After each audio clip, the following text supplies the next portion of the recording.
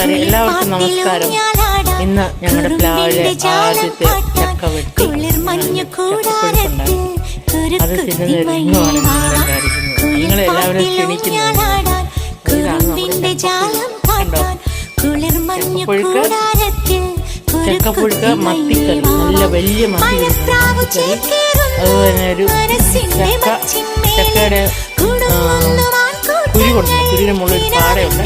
ആ പാടയുടെ ഒരു മെഴുക്കുവരട്ടി, പിന്നെ കടുമാങ്ങയുണ്ട്,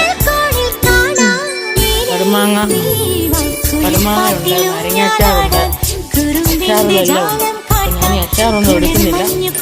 മത്തിക്കറിയും ചക്കപ്പുഴുക്കും പിന്നെ ഈ മെഴുക്കുവരട്ടിയും കൂട്ടിയാണ് കഴിക്കുന്നത്.